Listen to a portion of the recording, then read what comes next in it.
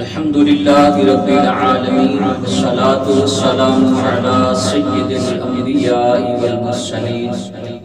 أما بعد فأعوذ بالله من الشيطان الرجيم بسم الله الرحمن الرحيم الصلاة والسلام عليك يا رسول الله وعلى آلك وأصحابك يا حبيب الله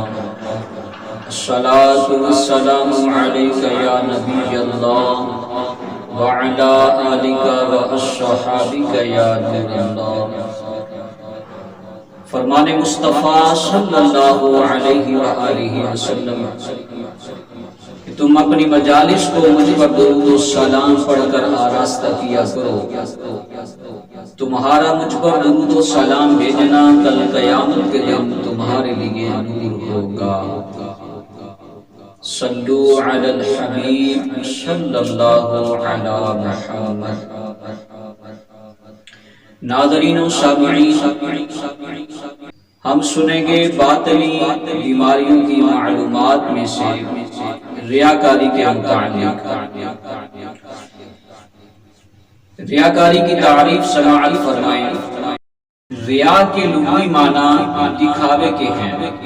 شیخ طریقت امیر اہل سنت بانی دعوت اسلامی حضرت علامہ مولانا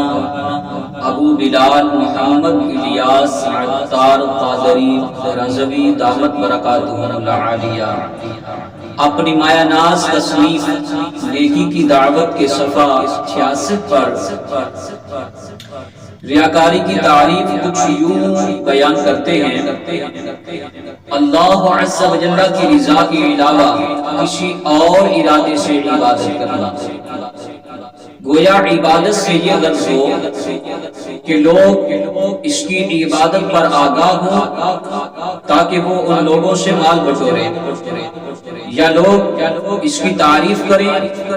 یا اسے نیک آدمی سمجھیں، یا اسے عزت وغیرہ دیں.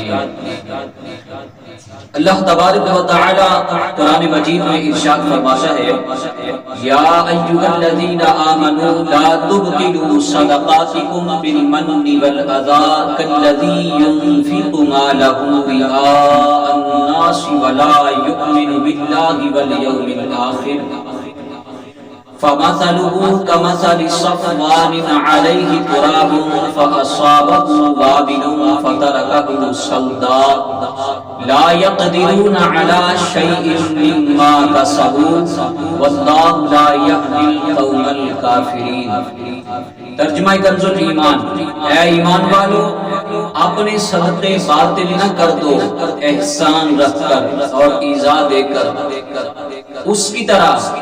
جو اپنا مال لوگوں کے دکھاوے کے لیے خرچ کرے اور اللہ اور قیامت پر ایمان نہ لائے.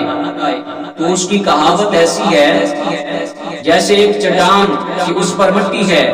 اب اس پر زور کا پانی پڑا، جس نے اسے نرا پتھر پر چھوڑا. اپنی کمائی سے کسی چیز پر قابو نہ پائیں گے اور اللہ کافروں کو راہ نہیں دیتا.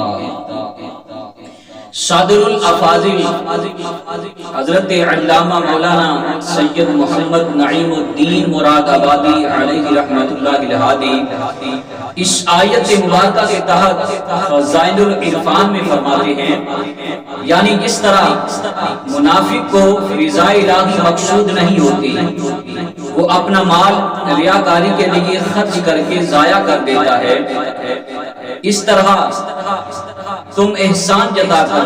اور ایذا دے کر اپنے صدقات کا اجر ضائع نہ کرو.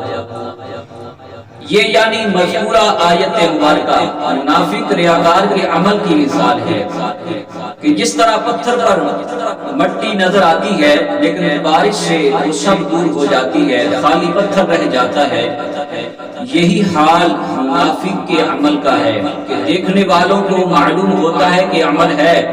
اور روز قیامت وہ تمام عمل باطل ہوں گے کیونکہ رضائے الہی کے لیے نہ تھے. اللہ عز و جل کے محبوب دانائے غیوب منزہ عن العیوب صلی اللہ علیہ وآلہ وسلم کا فرمان عالی شان ہے، مجھے تم پر سب سے زیادہ شرک اصغر ریا یعنی دکھاوے میں مبتلا ہونے کا خوف ہے۔ اللہ عز و جل قیامت کے دن کچھ لوگوں کو ان کے اعمال کی جزا دیتے وقت ارشاد فرمائے گا کہ ان لوگوں کے پاس جاؤ جن کے لیے دنیا میں تم دکھاوا کرتے تھے اور دیکھو کہ کیا تم ان کے پاس کوئی جزا پاتے ہو۔ تو اللہ تبارک و تعالی ہم سب کو ریاکاری سے بچنے کی توفیق عطا فرمائے اور ہر جائز کام اور عبادت خالصتاً اللہ تبارک و تعالی کی رضا کے لیے ہی کرنے کی توفیق عطا فرمائے، آمین بجاہ خاتم النبیین صلی اللہ علیہ وآلہ وسلم۔